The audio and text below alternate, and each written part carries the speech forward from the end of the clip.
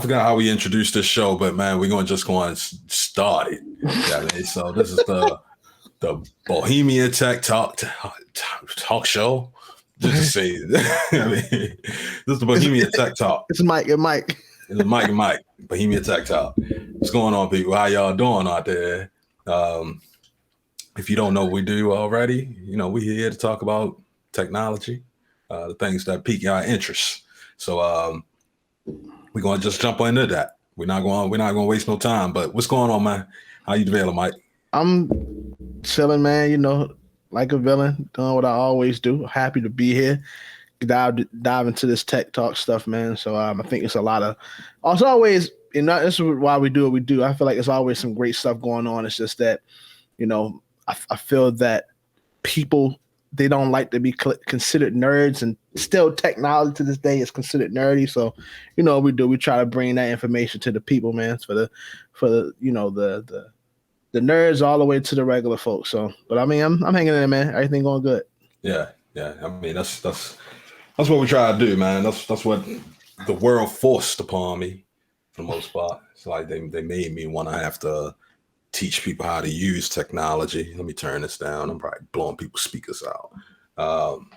But they made me try to have to teach other people how to use technology. So in turn, I had to learn technology. So might as well teach technology to everybody else. So topic that we got, number one, if you know about the cloud, we're going to talk about Facebook Cloud. They have, what is it called? What is the article? The article is from Engadget. It's Facebook's cloud gaming service. Facebook's cloud gaming service hits iOS devices as a web app. I didn't even know it was an app, let alone a web app. But I don't know, man. Like, all right, so Facebook gaming, they've already had the gaming platform where they're a social media company. Facebook sees themselves as a social media entity. And they had like a gaming section for a while, for a long time. They did. You could be playing games with your friends and stuff like that. During that whole, what was it, the Cambridge Analytica period, when they found out that other companies were essentially digging into Facebook's API, pulling out data and using that data to determine votes and whatnot, like the voting, like how people were voting and whatnot, or determine to try to campaign on people, the ads that they were pushing to people. They should do what Google do. Yeah. But I mean, the difference was that they were pulling it out and they were holding on to the data. That was the issue with Cambridge Analytica, is that they were holding on to the data. But those were just different type of apps. Those are those type of apps, the questionnaires and stuff like, do I look like a frog or what type of lizard am I? With questionnaires. What celebrity do I look like the most? They used to have they had the API open for that, and that was the same API that they were using for gaming. So they had these third-party games that could hop on it, but they killed all of that for the most part because of the whole Cambridge Analytica stuff. Because people were stealing data out of Facebook, they locked it down and said you really gotta be with Facebook to kind of use the data now. Just using the API for your own purposes no more. Exactly. You can't use it for your own thing. You can't hold on to the stuff because it was part of the policy that you had to let go of that data. Like you had to make sure that it was destroyed. You couldn't just keep large databases of all that data because you had it. I mean, you got to get rid of it after you use it.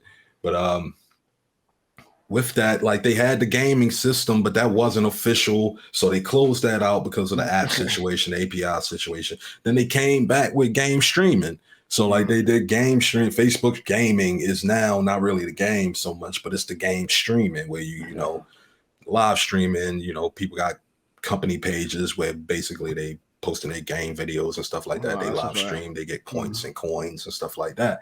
But this whole cloud gaming service is a little bit different. You know, they actually talking about um, essentially being a game service provider, which is more in the realm of Xbox and Right. PlayStation and like Nintendo even. And you know, iOS and Android, because Android and iOS they got the Play Store, they got the App Store, and you get your games from there.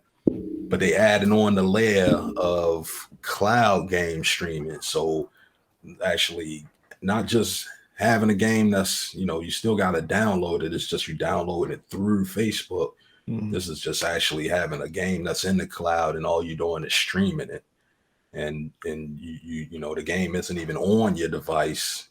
It's in the cloud and all you sending back is input like your joystick controller, the buttons that you press. But yeah, I mean, I think what's weird about that though, dude. And I was actually we said it a little bit when you first started, is that was actually in the title somewhere along. I heard it when you were speaking about how it's like it's not a like it's a streaming service. Mhm. But the thing is, though, it's like they went through so many different changes, and it's like they had their, you know, Facebook has had their ups and downs when it comes to gaming, right? Paraphrasing a lot of what you're saying. But what I found interesting about this is that it seems like, you know, they're running into the same, I don't want to say the same issue, but you know, it's how can I put it? So earlier I was actually on IG and was looking at, you know, I do my old video gaming thing and seeing a lot of people saying they're like Facebook gaming advocates or something like that. And I'm like, what is this? I never, you know, I never paid attention to when I be getting those requests like, oh, such and such sent you X amount of points, or like these thug, you know, you remember all this stuff that you get in Messenger. I never would pay attention to it, but now it seems like because of all of what's happened, you know, they're switching and trying to capitalize on the idea of becoming a hardcore streaming service. So, I mean, I really think that honestly that so the streaming, it's like it's super saturated now, right? Like you think you hear streaming, right? And I think we're gonna get more into it in another article, but you typically think of like when I guess game streaming, of course, your PlayStations, although they don't really like to try to sell more consoles, like your Xbox and all that.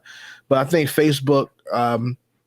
They have like a campaign going where they're trying to get people to go more that route, but it's already super saturated. So, I mean, I honestly feel that, you know, especially how it's being delivered, be it that, you know, Apple has that what do you call it? So the way that it works is that you don't actually have to you don't add the ability to play like access the Facebook. It's not like an app that you can download, right? And then you go to it, Yeah. and then you have to actually go to do the Facebook like game streaming through a web application, which is I feel like kind of janky, Right, you know, from right. definitely from like an IT perspective. But you know, all in all, I think what they're trying to do it's in my humble honest opinion, I feel like it's gonna flop. You know, they have their lane, and them trying to pivot to this.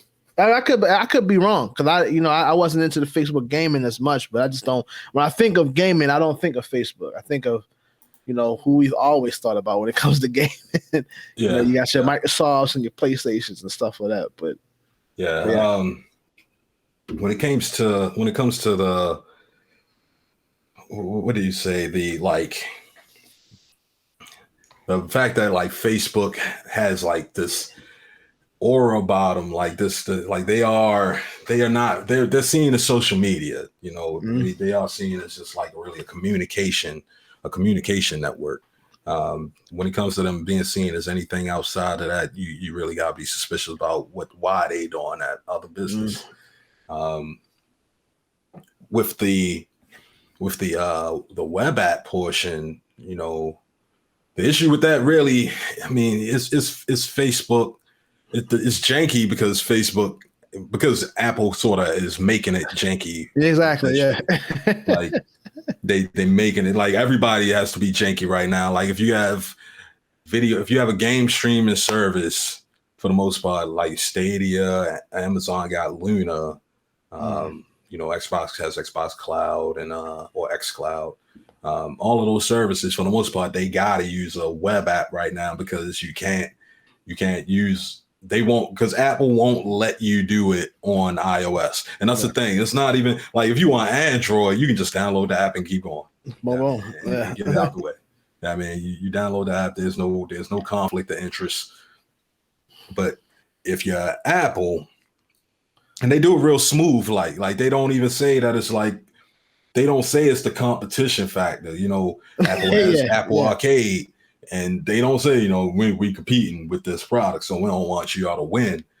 They say it's because y'all sell stuff through the app. And the stuff that you're selling through the app doesn't go through our payment process. And if you were to sell it through the payment process, you got to pay Apple 30%. Right, 30%. That's a hefty amount. And they added on with that. That's what they added on with that. It was like, if for every game that they do, you got to create a separate app. Like you can't just use the one portal app. You can't use the one app and just use that to get you in to all the apps. And that was the argument that they had, was like Netflix. You don't have to download an app for every movie you're watching. You just download the one app and you watch all the movies. They were like, it should be the same concept. I got this one app and I can download all these. I can play all these games. I ain't even downloading. I'm just streaming them. I'm just watching them, interacting with them. But like between with Apple's iOS rules, with the App Store rules, they like, you know, because a game is an application. It's an app essentially. So each one of these applications, even if you're streaming it, you gotta go have an individual app for each one, and that's how you got to do it. And if you charging them, you got to pay that 30%. Right. So they making it hard intentionally. They make it so you got to do that. And this PWA concept. And that's the reason why I feel like Facebook is going to have a hard time breaking into this, is because I don't think Facebook has any like strong Facebook gaming. I'll put it like this: if Facebook gaming had like a strong title that like carried that, you know, that part of Facebook, where it's like, okay, we go to Facebook to play this like specific game that's like, you know, super addicting and all that stuff like that.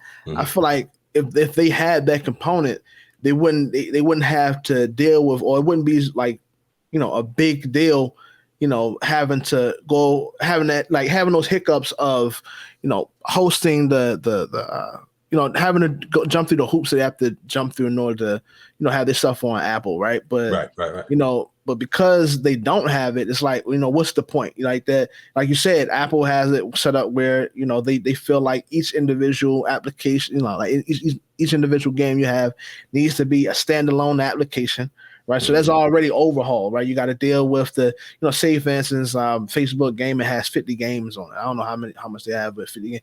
Now you got to put together, you know, for each one of these 50 games, a separate, you know, a separate portal where, you know, people are able to access it. And you have to, you know, you got to think maybe because of the type of gaming platform that, you know, Facebook gaming is, people may like to switch back and forth in between the games and stuff like that. But now you got to exit the app, you know, pull it back up and then refresh the browser. So I'm like, unless they focus on putting some type of plan, some type of initiative in place in order for them to become more prominent, right? And I don't think it would be too hard for them, you know, Facebook has the users, right? 2.3 billion people on Facebook. Like they have the list. It's just, you know, I feel like how they going about doing it is probably not the best way. Yeah. I mean, they got two major roadblocks. The first one is the ease of use or ease of access. I mean, and that's probably the easier part for them. You know, they could, even though it's a web app, you know, the whole point with the App Store is that it's easy to find stuff. You can just type in the app, you find the app. Without that, it's kind of hard. But because Facebook is the number one app in usage, and then number two is Instagram, all they gotta do is put an ad in there. They put an ad in the feed. They ever just say it's click on here to play Facebook gaming now. They click on it, opens up a new tab in the browser. Opens up Facebook gaming through the progressive web app, and then a pop-up say, do you want to install it? Install it. I mean, and it ain't no install. All it is really is just a link to an app. I mean, with an icon on it, or a link to a URL to a website. And they make it that easy. The second part is like what you're saying. It's like you gotta have games. Like, what are you gonna play? Like, what I ain't gonna do all this if I'm just all I'm gonna play is poker. Like, I can just get the cards out. Like, even with things like Stadia and Luna, Stadia got they working on it. Luna, they had a independent like custom game that they were coming. You would call them, like exclusive games and shit. They had their own like indie games, some of that. Yeah, they had their own stuff that they was coming out with, and they like got rid of it. But Stadia, I know they recently talked about how they working with Unity and EA, so that all the games that are made in Unity, EA working there. Not EA. They already got a strong Destiny 2 fan base. So Destiny is one of the biggest games of all time, I believe. So and most of that was because they give it for free. Because Destiny already is after a DLC is done or two, they basically give the previous one for free. So like they got it off of the you don't even got to pay nothing if you just want to try Stadia. You can just go to Stadia, sign up, and play Destiny if nothing else. I mean, and it's like that. That makes it easier for them. But even they don't have like exclusive game that is like, this is the reason why you need cloud gaming. Their convenience really is coming in from just not having these daggone chips, man. But that's the main thing. It's like, you can't get a PlayStation. You can't get a PlayStation 5. You can't get an Xbox One. Or Xbox One X or whatever they call it. Then you gotta. What you gonna do? You just gonna keep playing those same old games? Speaking on that, I know we transition over, but I just want to say real quick, and it's definitely as I digress. Xbox needs to come up with a better way to name their consoles, man. Like it seems like with the past 2 gens, it's been something with X in it. Like, come on, just get your iterations correct, man. I mean, they should just say Xbox, just Xbox 2, Xbox 3. You can say if you want to be a little bit different, you say 3.0, 4.0. Yeah, that's it. Yeah, mean, just the whole Series X, Series S, 1X, 1S. Like, I mean, like it sounds like it sounds like iPhone land. That's what it sounds like. You knew something was off when they went 360. I mean, it was like you had Xbox and then you had Xbox 360. Where Xbox 2 go? I mean, we just all right. We just want to do full circle all around. We just want to say it's full circle. All right, whatever. You know what they do? Xbox One. Like, all right, I thought this was the third one. That's what I was.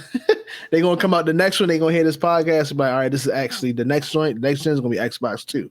Although it's been 5 of them that came out. Yeah, exactly, and that's what's going on. It is. Similar topic that we got. Next topic that we got is the Netflix topics. It's really it's some more going into this game streaming thing. It's going to become a big thing. I think it's going to become a big thing, and I'm gonna actually I'm gonna push a title. I'm gonna push an article ahead because it's kind of in the relation. I'm gonna push that article ahead about the iPhone City flood thing, all that stuff. But this topic here from CNET is talking about Netflix and how they will soon start streaming games as well on your phone.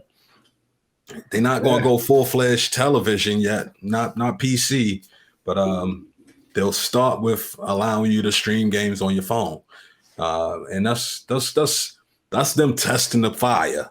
I mean, that's them putting their hand in and see how high they get before they start losing money. Well, I will ask, what do you think is more lucrative? So, because we'll dive deeper into the article, but just in the heading alone, as far as like it's pushing out to the phone, like, do you feel that Netflix, like with them trying to go towards the phone first, is that because it's more lucrative, or is it a part of they just think it's more? It's easier because the phone is more because it's more personal, because it gets into your heart deeper. I mean, you sleep with your phone, you wake with your phone. People take shits with their phone. I mean, so like straight up, it's always with you.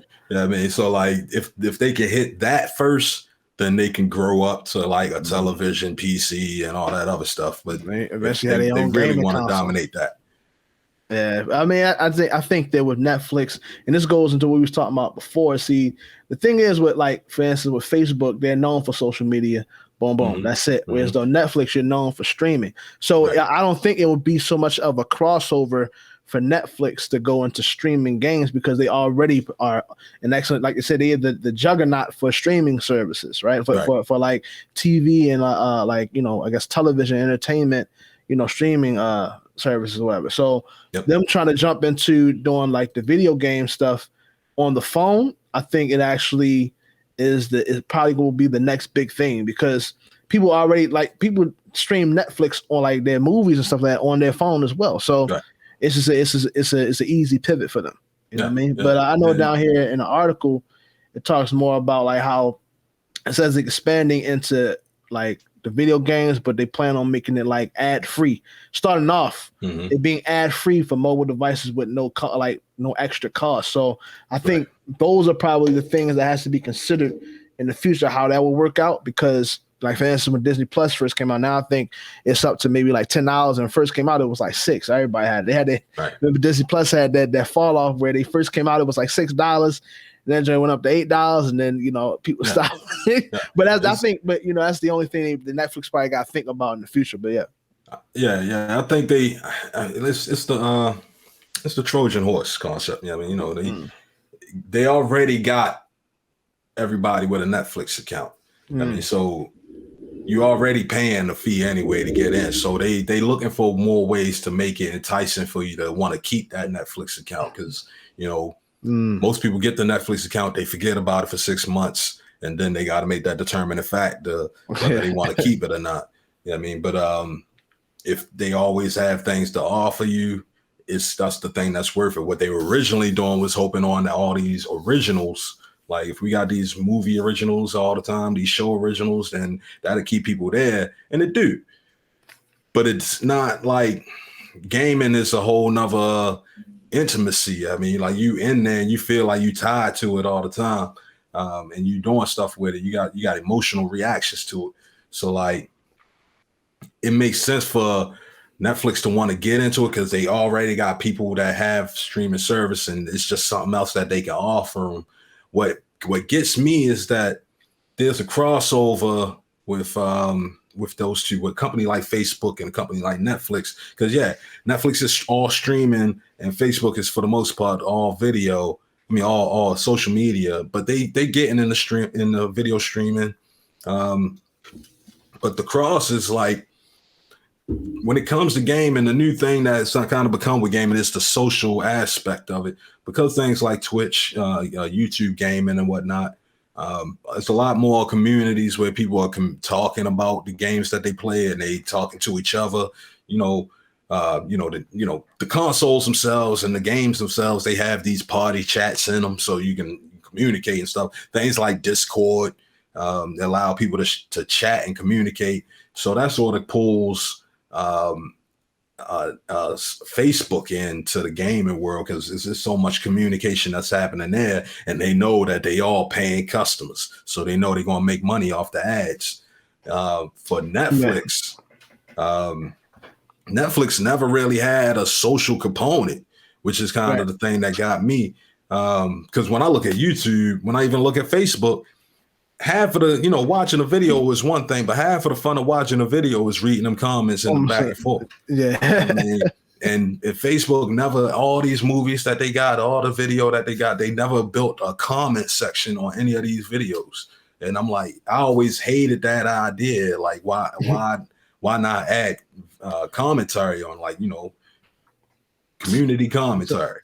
I think a part of that's the internet. So with how things first started when like the whole video gaming online thing is that they were thriving on that social component. I remember that social component. I remember back when I first started playing just games online, right? We had Tony Hawk joint where you was able to talk back and forth with folks and all that. And you would expect it in this day and age. This was like maybe we in 2020. Like, so this at least was like maybe 20, I think like either 19 or 20 years ago, right? When it just became a thing. So you think 20 years later, they would have they would understand that component is a part of the online gaming experience, whether it be console or like the PC or streaming or something like that. But the fact that they don't do that, these are clear indicators of like who is really into like what it is to take that, like what it takes for them to have a solid,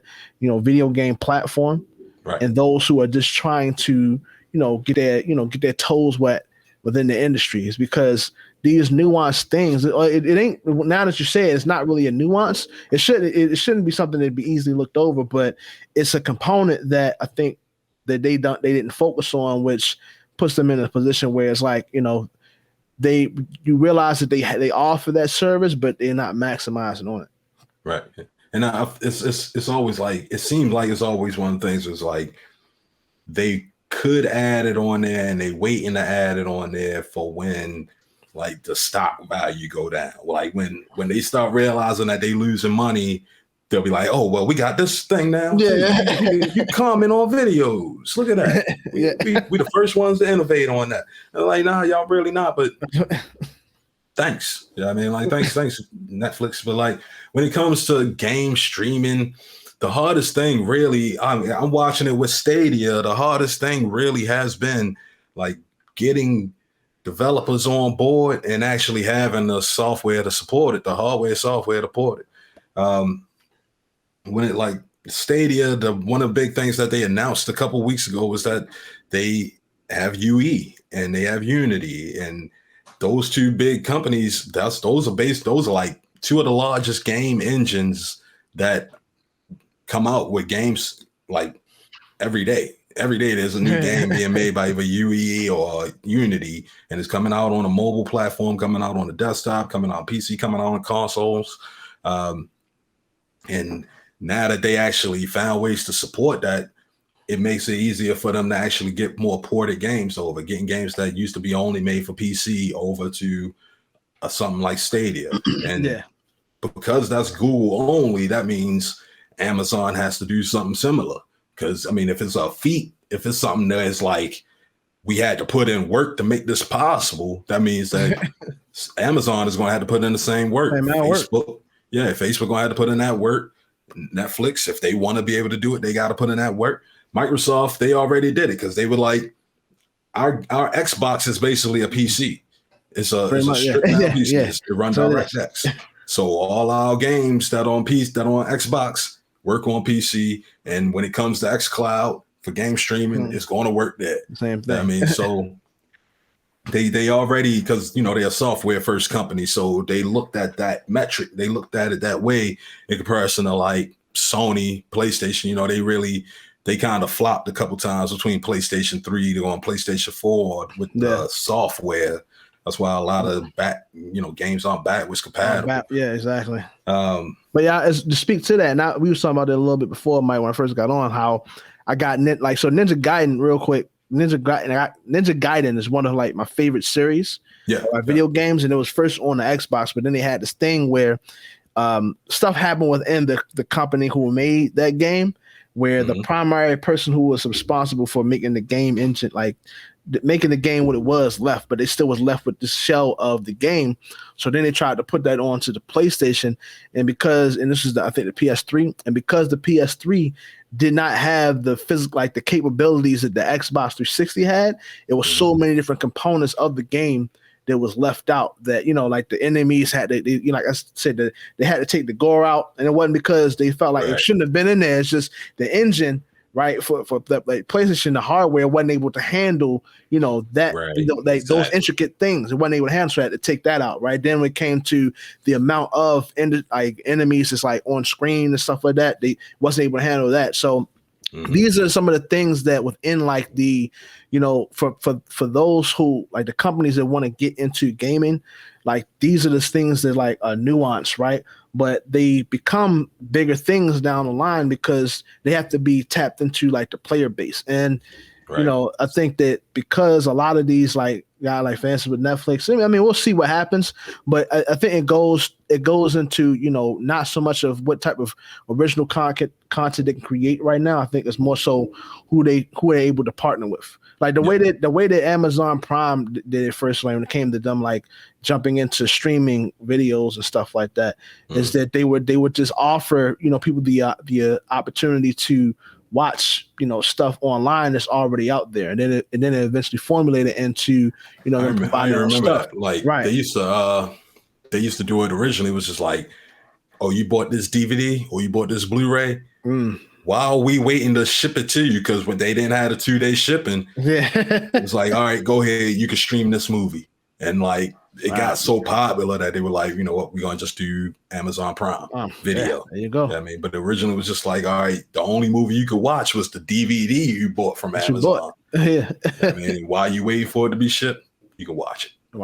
So, but I think that, you know, if Netflix grabs a hold of that, where it's like, say for instance, they have a partnership where, you know, maybe for a little bit of time where, like, say they partner with I don't know who it is they can partner with out there, but if you bought a game through an actual like a game developer, right? Not actually, you know, a provider like, you know, Xbox or anything like that. But let's say they went directly to EA and was like, okay, you have certain people who bought, you know, the new Madden, right? So for people who are waiting to get that Madden, or, well, you know, you have to wait now, right? But you still trying to find a way to for them to be the segue or the middleman to that is where they should start. And I feel like if they don't start there, they're going to flop, right? It's going to be very hard for them to get that, to get it from out the mud. They gotta have some mean exclusives, or they gotta do like Xbox. They bought Bethesda. I mean, they just bought them out. You know what? No more Bethesda games coming PlayStation. No more Bethesda games going anywhere except for Microsoft. And I mean, they needed it, but at the same time, Bethesda needed it, and I mean, it gives them a space. They got a clear line to a mass market. They got however many people who got Xboxes and PC gamers, 100 million, 200 million. They go directly to them. I mean, and that's the same thing that Amazon, like any other game service that is trying to do streaming, they got to do what the old consoles did initially, which is have these exclusives. Like you was only playing Streets of Rage on Genesis. I mean, right. And like Mario, they only on Nintendo. That ain't never been on no Sega. I mean, so like they gotta do those. I mean, there's the cross-platform games that people love, and there's a lot of them, but they gotta have a couple exclusives that are like their, what do you call them? Their mascots. I mean, like these are the champion companies. These are the games that we go to this console or this platform for. Which makes it, to me, and that makes it even more interesting as far as how they're going to go about doing this, because they said that it's going to be ad free, but I'm thinking that a part of having the exclusive titles for a gaming platform, right, whether it be the like a console or online, whatever the case is that they have to have promotion behind the single thing. Like you can't just say, you know, you come out with a game and, you know, you put all this money into it, but you don't have no marketing behind it. Now you have a title, but then I think that's probably what's happened with, like, maybe even with Facebook, is that they probably have a lot of exclusive stuff on there, but I don't hear no marketing, no nothing. I don't see no ads coming for these. I mean, a lot of that, it's gotta be word of mouth. That's what Netflix originally got big off of, is word of mouth, because ain't nobody ever want to get Netflix until they heard that was like $5. It's like, all right, fuck it, I'll try for $5, and then $5 turned to $60 after a year. I mean, and it was like, all right, I'm just going to keep it. I mean, one show, two shows come on, something like Breaking Bad to come out, people will watch that. But like, it was really like a word of mouth system. Like even when they was doing I think like really the only time I really remember seeing explicit Netflix commercials was back with the DVDs, when they were talking about shipping the DVDs. Now, when I see a Netflix commercial, it's not Netflix commercial. It's a movie commercial. It's a show commercial that happened to be, you know, produced by Netflix. And the only way you can watch it is on Netflix. But it's never like, come get Netflix. I mean, I've never seen it like somebody selling a bar of soap or selling a cell phone. They don't really have to do that market. They do a lot of word of mouth. Yeah, and that's probably where they're going with the gaming too. They probably just like, we ain't gonna sell the ads too much. And I don't even see any Netflix. I guess it must be. I don't have free Netflix, so is there like a free Netflix now? Is there like ad free? I could just get Netflix and not pay nothing. So. Nah, not that I know of. And I just watch it, and I watch ads. You know, get ads in between. Get ads every 30 seconds. Yeah, man, I ain't never seen an ad on Netflix really. I mean, so like, I don't know. I guess if they doing this, they doing the ad free, then that'll be for the people that subscribe to it. That'll be those people. But if they, I mean, I guess they probably will. They should do an ad free service. I mean, it's just like any other television. Right. I mean, I'm just gonna watch this show with commercials every 10 minutes. That's what it is. I think they're going to catch up. They're going to catch steam if they, if their business acumen is on point. But I mean, if they don't, I feel like they go with the this is what they're doing right now is called like the freemium model, right? Where they offer things free and then hopes that people like transition over, or they hope that people buy into what they're selling, and then hit them with the all right, now it's no longer free, or now the ads are in after a year, so to pay for that you got to pay an extra $2-3 something like that. But they're doing mobile games, so those will be the free ones when they get the technology to be able to do, like I said, the UA and the UE games. I mean, Unity and Unreal Engine. When they can do those games, they'll be like, these are the premium games. Pay an extra $5-10 to play the premium ones. Yeah. Like if you want to play Call of Duty or something off of Netflix, that'll cost you. That'll be like $10 a month extra along with your streaming service. Next up, we got from Vital News. It's very much related to this, and I'll backtrack why. But the title of it is "Floods May Trigger Production Delays in China's iPhone City." Is a city. This is from Taipei News. Essentially, it's a news article. This article is coming from Taipei, which is not necessarily Shenzhou, which is this location that's been flooded apparently. Don't come at me for the pronunciation of these Chinese companies. That doesn't sound like you was on point, but go ahead. Yeah, I mean, I can say Shang Tsung, and I mean, I don't mean to sound like that, but I never learned Mandarin, so just go, yo. But yeah, I mean, like they basically talking about how this flood, iPhone City is very much similar to what is it? Not Shanghai, but Shenzhen. They have a lot of manufacturing locations. China is known for being the manufacturing hub for the world. And one of the biggest things that it comes is within companies like Foxconn that makes the iPhones, all these companies that make like Qualcomm, all these companies that make ARM processors, make Intel processors, Foxconn, all these companies, they make like hundreds of billions of dollars worth of manufactured product. Like all your machines, for the most part, had some interaction in China at some point. For hardware, for the physical hardware, for the memory, for storage, for the processors themselves. And there's already been a lot of I want to say pullback, but like shortfall because of the pandemic that it made a shortage for getting processors, for getting like general CPUs, GPUs, if you want to get an NVIDIA chip, the NVIDIA graphics card for your gaming PC and all that, made it hard, made it more expensive. You got to pay like damn near $2,000 for a graphics card nowadays. And I ain't for that. And like, I had no idea at first that's what it was, man, but yeah. Yeah. That's why it's so much, because you can't get them nowhere because they ain't available. So all the prices just going up. And like the same things happening. They say, they call Shenzhou, iPhone City, because that's where Foxconn is headquartered. So that's Foxconn is the major manufacturer for iPhones. And but that's not the only location that's there. And one of the biggest things is that processors can't be made.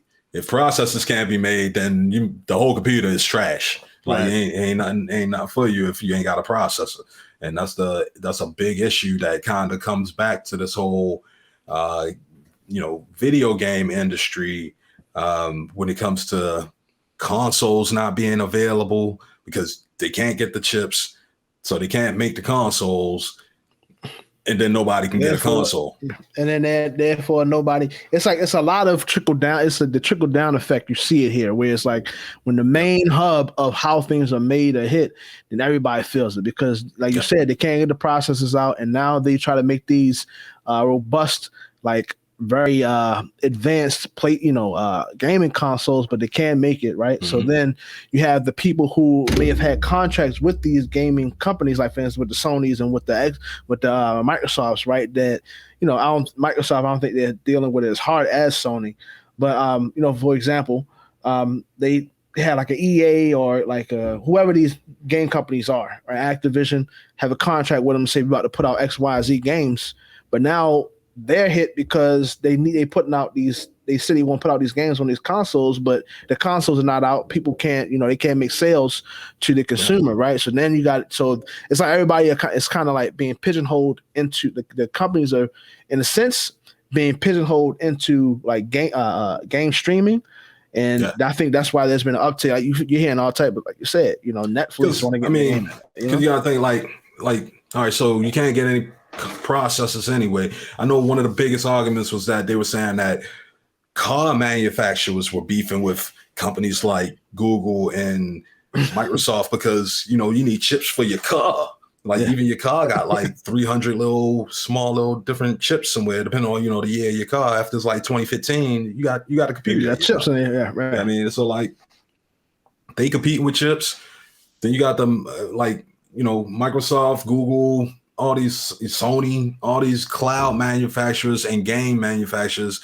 And in a case like Microsoft, they got to make a decision. Like we got Microsoft Azure Cloud data centers, and they all need chips. Then we got all these Xboxes, and they all need chips. We got an Xbox service, a streaming service, and then we got a console. Let's kill two birds with one stone. We'll buy the chips for the cloud, and then we'll push people on the streaming in the cloud. I mean, and that way we can kill two birds with one stone. And you gotta make these type of decisions. It forces, like you said, it forces consumers to have to make decisions. Like, all right, well, I can't even get a PlayStation or Xbox. And like Xbox. They probably like Sony is hurt more because more people want an Xbox. A lot of people can Xbox. I mean, a lot of people want a PlayStation. More people want a PlayStation than they want an Xbox, but they still want an Xbox too. Nonetheless, it's still hard to get them manufactured. You can probably find a few more in stores occasionally with an Xbox because they're more available because people don't want them as much, but they still want them. I mean. But it's like the comparison is just it's a little bit different because Sony has 20 years long. Yeah, Sony has more hype. Sony is like NBA Live or some shit. Like Sony's like the Apple of consoles right now. I mean, they got the hype, even though that you can do the same thing on both consoles. Sony got the juice. You know what I mean? So like. They the ones that everybody get. That's what they want. But nonetheless, you only got so many chips. So where you gonna put them at? Where you gonna give them to? Which one's gonna get them? Who gonna bid for them? Because people, the companies are bidding. You know what I mean? People worry about the scalpers and people bidding on consoles, and it's like, nah, Sony is bidding against Microsoft, bidding against all these because they can get the chips.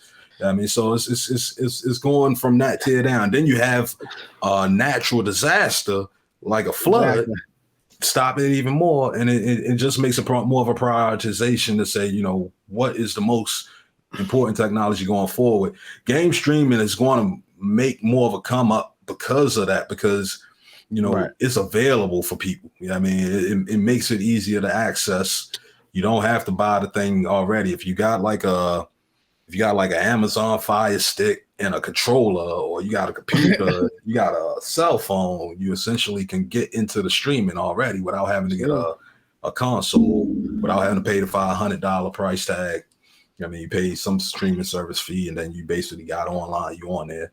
But it's wild. Like, I know you were saying that. I want to jump in real quick. Like, hearing this goes into what we were talking about before with the whole. Like, this goes into what we were talking about before about the tech Cold War. Like, if you think about what happened during because that's what they call it now, the tech cold war. Is like, we want to see who in the next 10 years who's on top, right? You got all type of stuff, like you said, Netflix trying to compete with different folks on different things. Same thing with Facebook, like so. But like what it is that there's a lot of things that happen rather than the companies going head to head, like directly. Like I know we have talk about it in I think in one of these articles we probably would go over either now or the next time about how there's like a ceasefire between Microsoft and Google. Like it was like some like lawsuit, But that's like you can say that's like more so you can say that's like like real war going on, right? Like I'm busting my gun at you, you busting back, whatever. All right, we're gonna call it truce. But when you have stuff like this happen, it's more so like who wins the war based off of like how life unravels. You know what I'm saying? Because you got all these companies who are competing, but they all dependent upon this one source, right? Just as much as like during that time period, you know what I mean?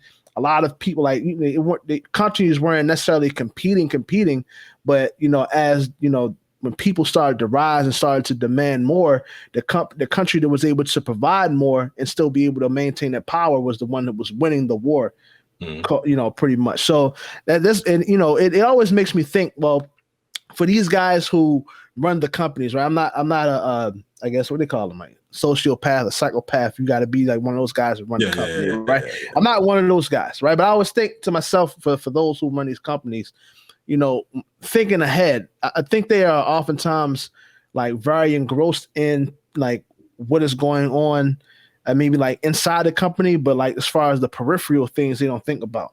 Like I just don't for the life of me. I know that it's so getting outsourcing things is just the labor and all that stuff like that is cheaper. That's why even with the tumultuous relationship that America has with China, they still go to them for all we go to them for all type of things, right? Because it's just, the labor itself is so cheap. But then you got to think when stuff like this happens, well, like how does that sustain the company? Because now you got all type of folks, like we talking about game streaming, you got all type of folks trying to capitalize on this. Oh, the game's not coming out and everybody doing streaming. Well, as far as the streaming audience goes, Netflix has more people who are streaming than Sony does. Right. So now that, everybody, Sony trying to stay afloat, getting into, maybe they start promoting the streaming more and all that stuff, whatever the case is, because they ain't got the, they don't have the chips to make the consoles. But it's like Netflix is like, well, we got the fan base. We have the list, if you will. So all we got to do is come up with, it don't even matter if it's kind of janky. People want to play video games. All right, we got you for that. We got the whole 100 million folks who stream anyway. We gonna give them Netflix games for free. That's what what I mean. Exactly. And it's like this is what happens where 10 years down the line you may find it where Sony.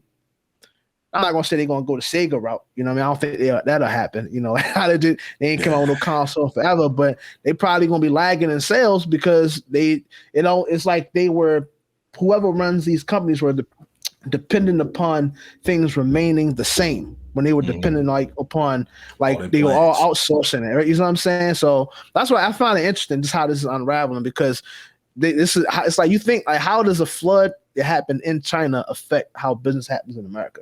Right. Like really, you don't have any fail safes in place. Even that one day that ship turned over and it just got caught in the canal. It blew everything over. It was like it's just a ship. I mean, it's a ship the size of a skyscraper on its side, but it's a ship. I mean, that one thing, because it blocked that, it wasn't even the ship that itself.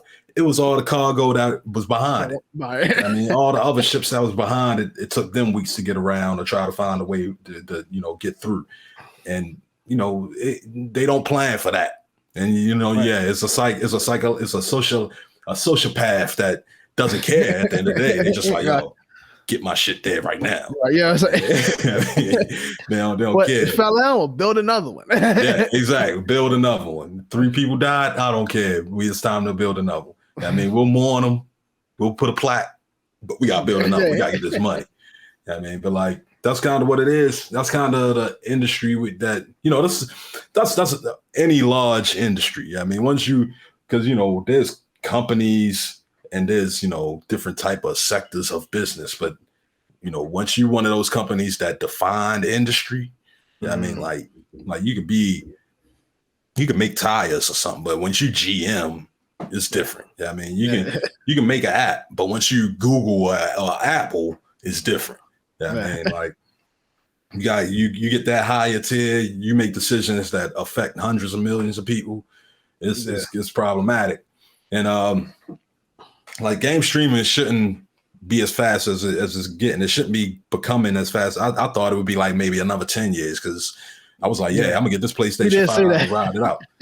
But like it's looking like it's gonna be less than 5 years. Well, that's going to be within the next 3 years, 6 months. Yeah, because something terrible happens. Really all it takes is people using it enough to get comfortable and having the stuff that they like. I mean, if they use it, they comfortable and they got the stuff they like, ain't no reason to go back. I mean, there's a lot of people that got backlog. I got like maybe $2,000 worth of games, maybe $100, maybe like $1,500 worth of those games is free, but they were games that Sony gave me. But like, I still got a large library of games over there, and I would like to keep those games. I wouldn't like to transition to a cloud service. The only way I would do that is if I could transition those games over. Right. But like, that's a whole nother process, a whole nother thing down the line. It's right now for all the newbies that are just trying to get into the games now and seeing how beautiful they look now. If streaming can capitalize on them new gamers or the gamers that don't care, they'd be like, yo, I don't care. I just want my new Call of Duty. I want my new Battlefield. I want that 128 players right now. Right. If they can stream on that, then it's over. It's sold. Don't matter. They do that. That's what they do. They do that. They come out with some little specialty controller that's only going to be for that service. Yeah, exactly. And boom, there you go. The same thing. I mean, I 3 years, I'll be like, yo, you remember Sony? That's PlayStation. That shit used to be the shit. They had a good run. And I mean that's I don't think they're gonna fall the route of what you say of Sega. They might go Nintendo. They might go Nintendo for a while. Yeah, I mean they'll come out with a cheaper, smaller PlayStation, do only their exclusives because the third parties won't really support them anymore, and then they might trickle off later on. But that's later down the line. We gotta get this 5G internet going. That's really what happened because more people gotta be online. So once the 5G happened, then the streaming could probably happen. What they were saying about 5G, they're supposed to be like genetically altering the world or something like that. What they say? 5G is why we got COVID for real. I mean, that was the whole reason of COVID. I mean, that's what caused it. 5G antennas. It's just convenient. They come up with anything, man. I mean, that's the thing. If you only got the information you got to run with, man. So if you only know but so much about 5G and only so much about the pandemic, then them two come together at the same time. It gotta be. This ain't coincidence. Things just don't happen. Big things don't happen like that at the same time. Yeah, exactly. Exactly. People go in threes, okay? So it's gotta mean something. Listen. This is the thing. I was on that train. I remember we did that show, but I'm like, man, I don't know, man, because they could be sending the waves, and I'm like, yo, listen, they be doing experiments on us, yo. They do experiments on large populations, so always keep your eye open, be vigilant. But like some things, you once you see the thread, you just be like, all right, that ain't it. Let's go to this next one, man. All right, we're gonna stop talking about gaming news and around. We're gonna still talk about some Amazon cloud wars. We're gonna talk about Amazon attempting to dethrone Microsoft 365, as the article reads. This is actually from WindowsCentral.com. That's not a Microsoft site. They just they pro Windows, but Microsoftish. Yeah, they Microsoftish. But they basically talking about how they believe Amazon is in a position.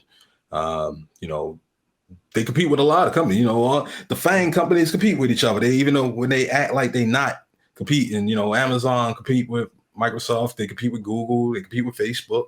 In different markets, different industries. Whether it's like ads or whatever. But when it comes to productivity, Microsoft has always had the lead. They basically had the lead since the mid 80s. That's yeah. I mean, and like that was that was the thing. That was the Lotus was happening at one point, and then Microsoft said, "We got Word." We got spreadsheets, and then they just kept flying with that for like the last 30 something years. And you know, Google has G Suite. They try to compete. They compete. They do really well, actually. I'm a big G Suite guy. I love G Suite. Where I'm at now, this new little place I got has me in a Microsoft world. So I'm kind of, like I used to be Microsoft back in like 2005, 6, doing the whole MCLC stuff and all that stuff. But like I dropped out for a minute when I went to the Linux world. But I guess this is a more corporate environment, and everything is Microsoft. Everything is Microsoft. Gotta get your hotkeys right, man. Yeah, I gotta figure that all out because I get lost in the Outlook quick, and that's a shame. I'll be like, oh, where is my email? It's all good, bro. Listen, this was interesting about I know we probably going off a little bit, but like when it comes to that, I'll be losing stuff in Outlook too, and I'm using Microsoft. I'm like, they always got something changing in Outlook. Yeah, Outlook. It's like, where's the search bar at? I need the search. I never lost anything all the times that I use G Suite because the search, even if you don't categorize it, catalog it, whatever, you can find it. Because Google's got search. So if you look up Google in the dictionary, it's going to search. Yeah, exactly. I mean, like I could always find the email with Office 365. It's kind of iffy, but it's whatever. But nonetheless, like with Office 365, they run the gambit, and it's not just Office 365, it's just Office in general, whether it's the desktop version or the cloud version. They're trying to get everybody into the cloud, but in the transition, people buying both. They be like, yo, I'll wear the desktop or the online version. Just give me Office. I don't even care if it worked the same or not. As long as it say Office, then I'm good. I try to get so many people on G Suite, like, yo, it do the same thing. And it's free. Yeah, but because it don't say Office, they be like, "Yo, I don't know how to do it." But sweet, what Office 365 for the longest time didn't do the same thing as desktop Office. But people just transitioned like it wasn't up, and they ain't cared. It was like, "Yo, as long as I got Office, I got Office. It don't matter. It say Office." I mean, and that's kind of the hard thing. Is like, how do you? It's the mind share. It's what they call the mind share, where you got these people's heads wrapped, and you're like, yo, you need Office. You don't even know why you need Office. You only need it for like 0.5% of what Office can do. Right. But you need it. You need it every year. You need to buy every subscription every year because you need to be able to unline or do a strikeout in a certain way. People get the whole Office just for Microsoft Word. That's the thing. Yeah. Ain't even about like I really feel like I want to look at the statistics on it. I don't think it's people because it's different software out there that make better PowerPoints, better spreadsheets. Yeah. But people just like because they need that word that word. They like, man, give me the whole thing, man. Give me that one note all, and they had the whole brochure joint. Yeah, that's all a part of it that people paying for. But it's like I need word. Ain't nothing. It said they had 2019. It still say new under the icon. I mean, I ain't never click on it and open it. I mean, but it ain't been installed for 2 years because all they use is Word. I mean, but Amazon. This article is really trying to talk. I don't really think that Amazon can do it, but they talking about getting in the business of it, and they talking about the idea. Yeah, talking about dethroning. Office 365. That's a big feat. Copy. Yeah, that's right. There's another. It's cool to have another option, but you really gotta be able to be on the ball to knock Microsoft Office off the tilt. Like people don't even care about Windows. Right. You just need Office.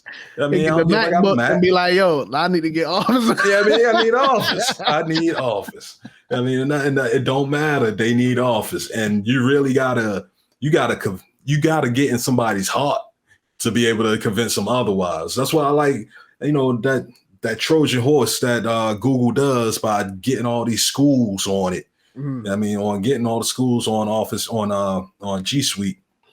It makes it so that when they grow up, go to college, high school, become adults or whatever, they like to continue using G Suite. And they got the mind share, and that's the mind share. You got it ingrained in you. Like you gotta want to change your path. Like I wanted to get off of Office. So he had a driving factor. I can't do this no more. I was Open Office for the longest. Like, I will not get MS Office, and I hated Open Office. I was just like, it's better than paying Microsoft for this one little feature. Yeah, I mean, and G Suite fulfilled that need, and they got the mind share for a lot of people when it comes to schools, particularly public schools. Especially during the COVID times, they definitely. Especially during COVID times, yeah. But like Amazon, they got to do that same thing. You got to get into somebody's heart to be able to make them transition. Ain't nobody going to just transition, especially when you got two options. You got Microsoft and you got Google. Yeah. Like, this article completely dismisses Google's efforts. Right. Like, it don't even talk about the fact that Google is killing it. Like, they number two, and they're solid number two. That's what it is. They're solid number two, and that means a lot. Yeah, I mean, like, and you can't just dismiss that. But they said, they do say in this article, the idea of Amazon's potentially just stating rebel alliance of Microsoft's rivals. Essentially, they think that if they can get Dropbox, Salesforce, and Slack together, then they will have enough of a driving force to try to push against Microsoft. But first, you gotta get them together. And I was gonna say, you look at all them apps they named. I feel like you can argue that Microsoft has a service that, if not rivals, is by consensus better than those apps. So it's like you're trying to get all these apps together, and try to deliver that. It goes back to that article we did, back in the day. It was we were talking about the argument they was having over the government contracting. Yeah, and Amazon was mad because they was like, they said that something about how they tried to blame it on Trump, saying the reason why they couldn't get it was because Trump the hater. Trump the hater, and he was promoting Microsoft, and it's like, nah, that's not it. It's just when it comes to not only just the people, right? Because we were talking about on the consumer side, as far as your average person, right, who maybe even working or either does something on the side, or whatever the case is, that uses that. But then you have Microsoft that, of course, is tied in to the government. Right, so when it comes to that, it's like you talking about they going to dethrone them with that. It's like, man, when people that working in silent for years. All right, we've been working. That means we've been working in Office for years. Like we going to suddenly stop using Office at the U.S. Department of Energy. We're going to stop using Office just because of, right. You want us to stop using Office because of Bezos? Get your face out of here. Give me Office 365. Right, give me that Office, man. Get Bill over here. That's what it is. But I think it's so interesting because I think that what's maybe pushing them to think they're able to do this is because, even though Microsoft, I think, is holding it together within this time frame, a lot of these companies are in a frenzy, right? There's a lot of fires just having to be put out on the gaming side, right? And then within certain other parts of maybe projects that other companies are working on that's flopped or not doing so good, like with the of course, Apple. The only thing they're really good for is just the indoctrination methods, right? They're in a bad spot now because they got the whole thing with the chips not being a process, not being available over there, So I think what happens is companies may see that the whole it's a whole several bulls in one arena just fighting, going at each other, and it's like somebody wants to be the one to stand out and do something, but it's like you got to make sure you got horns for this fight, man. Like because you see a whole bunch of tussling and fumbling, you think, all right, well, because I can stand back, I got a little more sense than that. All the other bulls, I'm gonna be good, I'm gonna win. Nah, you gotta have the fight in you. You gotta have the tools. And like right now, that's what I'm saying. They talking about here they gotta get all these apps. I'm like, y'all don't have you have great cloud services, no doubt. You have that, but all those other facets of technology, you all don't have that, honestly. Right. So I don't know. That's the thing. Amazon is killing it. They ahead of Microsoft and Google with the cloud, AWS, by miles. So for them to want to transition over, that's as far ahead as Microsoft is with Office. Amazon is ahead with AWS right now, and those are the lanes that you want to make sure you perfect before you transition over and try to do something else. I believe, Amazon probably is really if they would do this, they would get into it just to have a dog in the fight. But they want to have a dog in the fight knowing that their dog is going to probably lose damn near every fight. I mean, they're gonna put the dog in there just so he exists, knowing that he's gonna get his ass beat every week. Right, they want their name on the board. That's what it is. That's what they really. If they would do it, it would be just to have their name available, because they can't win that fight. Because every time they try to punch at Microsoft, they'll forget that Google going to knock them out too, because Google's still there, and like you got to fight for that too. Like, in order to if you number 3, if you want to get number 1, you got to go through number 2. Right. And like you like number 6, man. Yeah, and right now you ain't even on the board. I mean, because like I say, Dropbox is its own office service. They got their own productivity suite because they got file sharing. Yeah. So for file sharing, you can edit files directly in it. You got to compete against Dropbox if you don't just buy Dropbox, and that's not really where it's at. I don't know. I don't see them really doing that move that way, but they might. They might. I mean, they got enough money there to do a lot of things. I think that's the thing. At the end of the day, you got to think that they may be able to just fumble their way into it just because they got money to blow. Like, because they got bread, they like, we'll blow, 50 billion on trying to get into this because we want to make 65 back. All right. Exactly. And that's why I see it. It's like, that's what I say. They'll get into it to be just to be there, like get their name on the board. Next article we got is the Microsoft cleverly shows why it's hard to beat Zoom.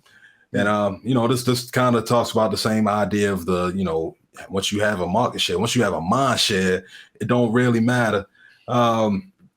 Microsoft has been around for years. Everybody knows about Microsoft Office, as we talked about. They know about Windows, but they never seen Microsoft as a video conferencing company. Nobody ever saw them as video conference. Even when they bought Skype, nobody saw them as a video conferencing company. They had Skype sitting right there, ready for the pandemic. Like, yo, we here and available for you. And nobody saw them. Nobody was. when Microsoft didn't buy Skype, Skype was the biggest thing out. It was like, oh shit, Skype, you got Skype. Video chat. Right. Microsoft bought them, then nobody ever heard of them. Pandemic come, right there waiting, ain't nobody use them. What they use? Zoom. I want to Zoom. And like, all it really was, for one, it was free. It was a free conferencing platform. I mean, and it hit people in the funny bone. I mean, it hit people in their fun spot. Like Zoom didn't feel like it was the work tool. Yeah, I mean, it hit them like people had fun with Zoom. I mean, Zoom was that thing for like the small groups to video chat. I mean, it was like before, like, Slack didn't have a video component. Discord didn't have video chat. So Discord had their game. By the way, I thought of it like their client base, or like their users more so the gaming community, right? And they're trying to get into a Slack world, but they originally come from gaming, PC gaming. But that was the thing. Like they focused on chat rooms. And this was like a video chat room, and that was different for them. And Zoom, because it was just free, easy to access, in a time of need, you just download it and go. Right. People took Zoom.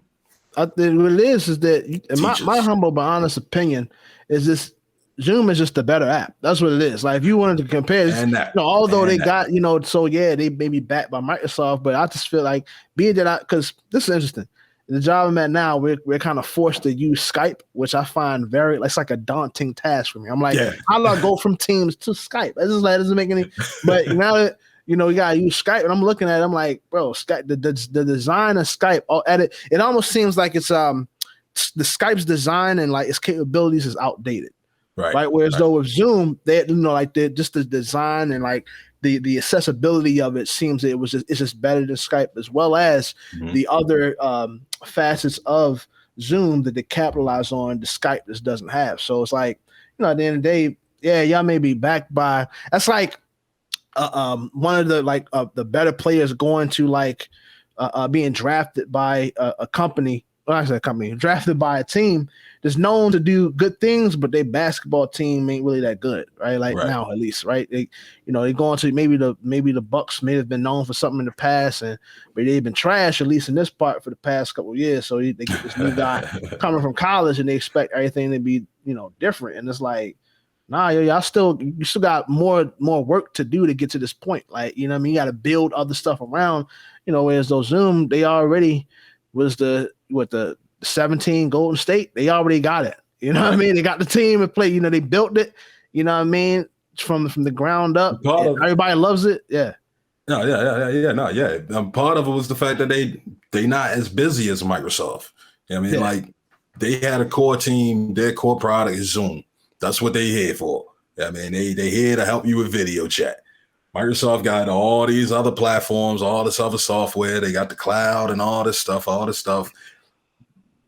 Microsoft Teams is just a side project, and it became important because of the pandemic. Right. They were like, oh shit, we was just going to come out with this as like a little side thing, but now we need to push it. We need to really get this thing going. So they late to getting it going. Where Zoom was like, this is what we want to do. This is the thing that we focused on. Right. And it was like, it's one of those concepts of putting too many eggs in too many, they have this saying of don't put all your eggs in one basket, but that sometimes isn't the perfect saying because sometimes if you put all your eggs in one basket, you might actually win. That's always been the sketchy thing to me. Like, don't put your eggs in one basket. It's like cliche terms is I got a whole thing about cliches. Like, you want to go all in, and when it comes to this, and in this case, they went all in, and they came out. They came out shining. And people don't even say video chatting; they say they zooming. They don't care what you're using. Get on Zoom. They don't like start a video. People know about Skype. People remember Skype. They don't care right now. They'll call Skype Zoom. They're like, what you doing a Zoom right now? They don't say a call. They don't say a video chat. They say a Zoom. What the hell is a Zoom? It's what they knew. It's a brand. It's marketing. It's the same thing as what the hell is a Xerox. That's where Zoom. Exactly. That's how Zoom has positioned themselves. Is that when it comes because they are pretty much the one who capitalized on this, right? Because they went all in. Now they are the industry leader. Just as much as we don't say. We're going to go Google search something. We're just going to Google it, right? That's what all because of what they're known for. Whereas though Skype, I think, like you said, they spread themselves, or at least Skype and its affiliates, right? Because I know they with Microsoft now, and but they spread themselves into, they try and do all these different type of things. They try to do some gaming or something like this. Don't listen, man. Like you got to focus on. First off, like I said, Skype is just. We have to accept that certain things have run its course, right? If you look at the design of Skype and how the things are laid out, it's outdated. It's not something that is current. Like the design team of it, you can tell it was designed at a time where that stuff was new. You know what I mean? Like, now I'm able to see, and select who it is I want to talk to. Is like, all right, that's that was cool back then, but we in 2020, 2021. You know what I mean? So what's up? I mean, you still you still have the same layout, that same nothing changed. And that's the reason why I feel like it eventually, Microsoft picked it up and they used it for Teams because they get it, at least to some degree. Microsoft, the industry leaders doing our studying to say that, Skype is in its form and by itself, it's just not sufficient. But still Zoom is on again. They went all in. They put all the eggs and more. They put the golden eggs, all that stuff in there in that one basket, and then it's like everybody want that basket now. Right, exactly. And I mean things like FaceTime and Google with their Duo for video calls and stuff. That's people still use that here and there, but and they're easier in a lot of cases. A lot of it is an easy use thing, whereas Zoom still kind of feels like a video conferencing software compared to like a video call. Yeah, I mean, where somebody just call you up and say, "Hey, what you doing?" But they're doing it in video format. But it don't matter. It don't matter. It's still the concept of Zoom in is tightly integrated with being a video call with somebody, no matter what. And that's how it's going to be, at least for maybe another 2-3 years. All the different video chat providers are going to find ways to push Zoom down and try to put themselves on top. Yeah. Eventually, if Zoom doesn't get bought out by somebody, then it'll be what it is. But until then, it's a Zoom call. So it's a Zoom call. Back then, it's almost like that same feel. If you think about back in the day, like there was other things that may have been like, for instance, with Zoom, other video conferencing software that may have been, developed that was kind of like, it is what it is. But it's that same feeling of like when Nintendo first came out, right? You had the Atari, ColecoVision, and then Nintendo just came in with the content. They had the advertising. Right. It's it's new, all that stuff like that. And now it's like, like you said, other things have come out, subsequent things have come out before that may have it, have its more dominance in the industry, right? May be more prominent, but Nintendo is still there. And I just feel like that's where Zoom is going to be. It's like at the end of the day, there may be something to come out. They have the video conferencing with some AR in it. You know what I mean? Yeah, exactly. Zoom is still going to be, because of just the level of consistency they laid out, it's going to be what it's going to be. Yep. I say that. That's still going on for like another 10 years. People still calling Zoom calls. Yeah. Next topic, man, we got is about Android, and basically the article says this is from bigthink.com. Bigthink.com. I never heard of them really, but they got a good article here talking about how Android has won the phone war, phone world war. And they basically did like a global survey, and they show a picture on.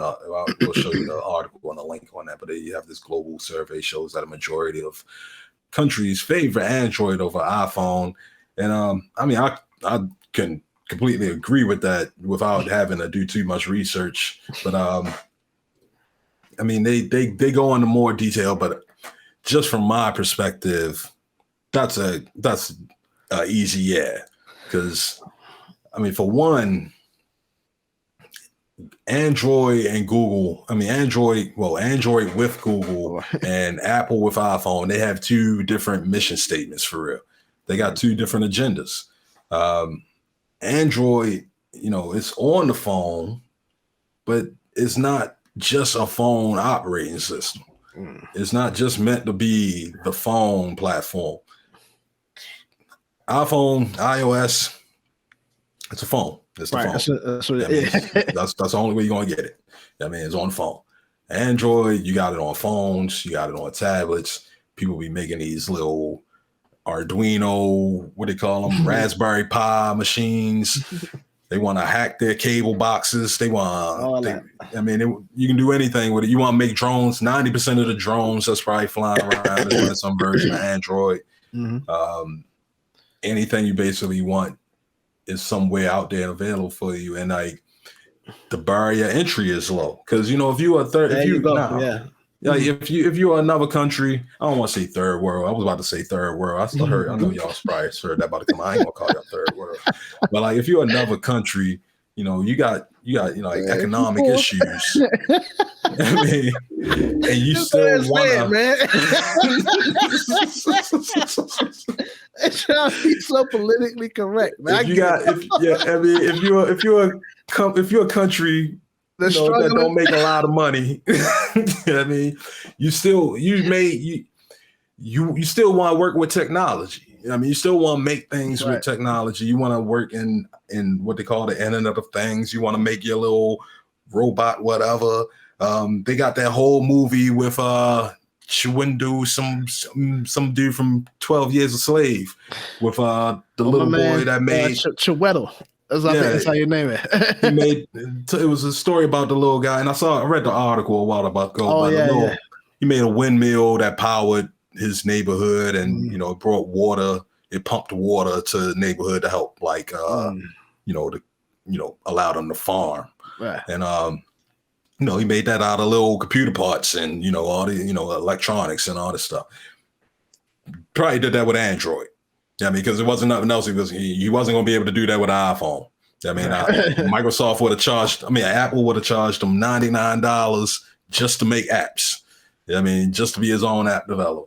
Whereas Android, you just start making your software. Learn how to do it, start making it, hook it up to something, install it on whatever. You can download it off and whatever, and you got it. You don't like Microsoft, you don't like Google's version of Android.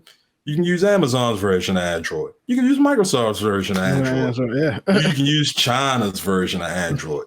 I mean, the Huawei, Xiaomi, and all them. They still running Android. They just running their own app store, their own system. They got a copy, and they just moving with that copy.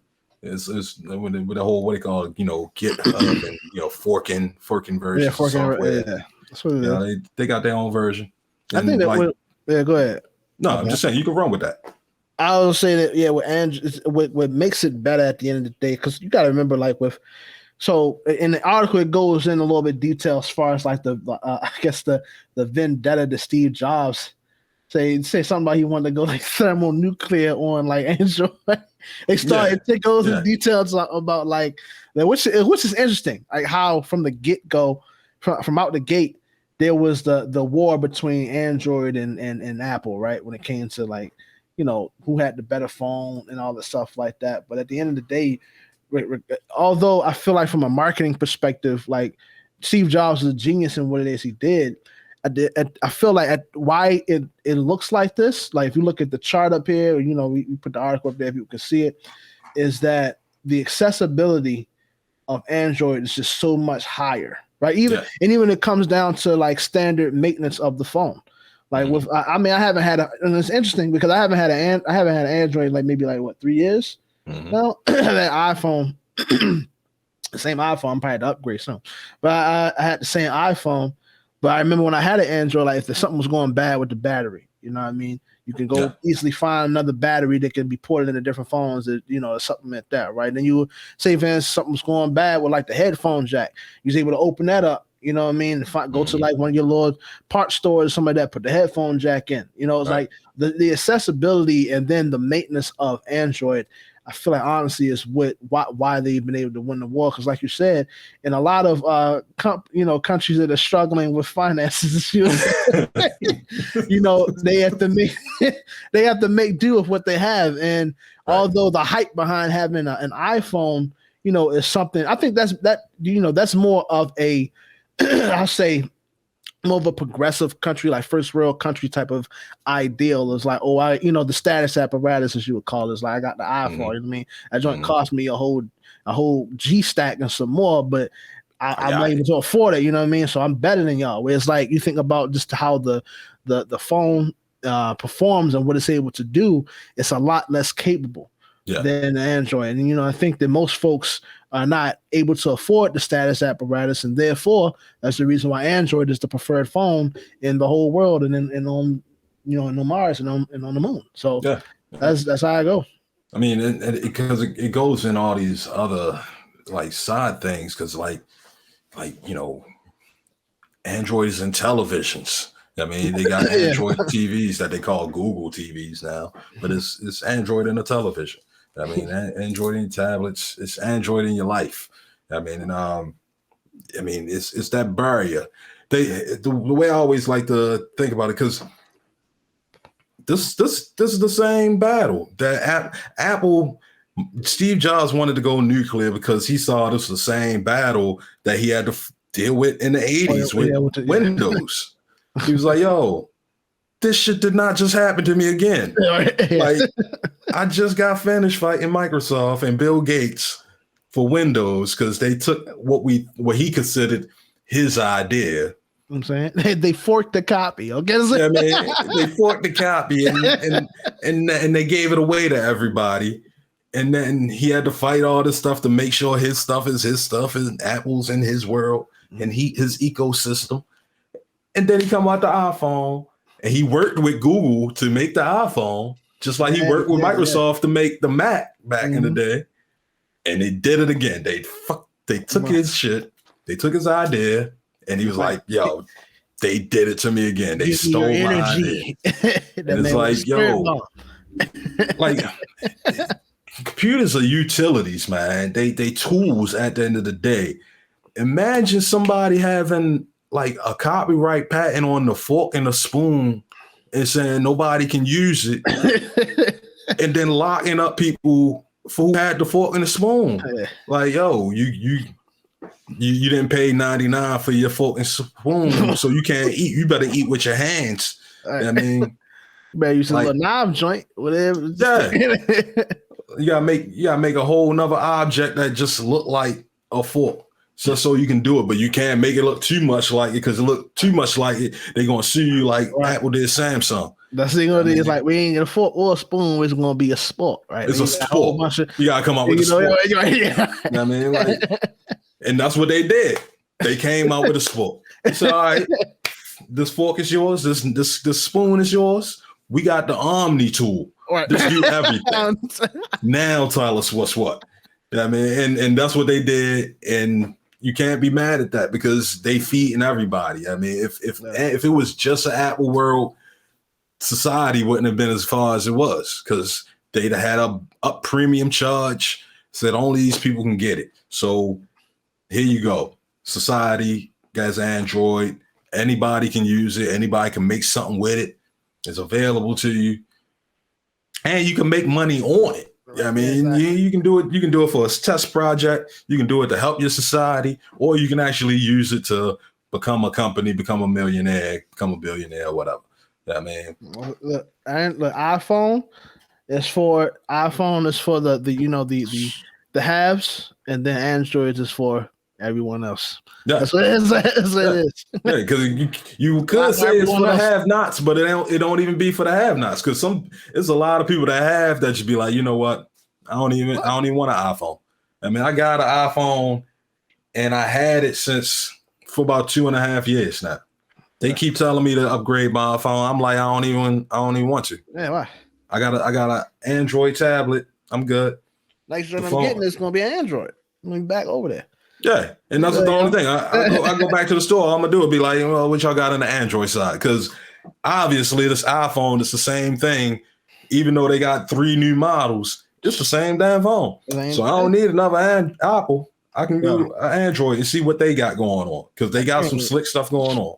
I can't tell you how many times, just as an IT person, you be like when I first transitioned over to the iPhone side, I'm like, bro, like, it's so inconvenient. Like, when you're trying to do certain things with it, it's like you got it, and then they try to give you the Microsoft treatment on iPhone. It's like it was something that you'd want to do, something type of application development, whatever the case is. You got to pay for this. You got to have special like access to this. Where it's like with the Droid, you got whatever your answer. You got Java.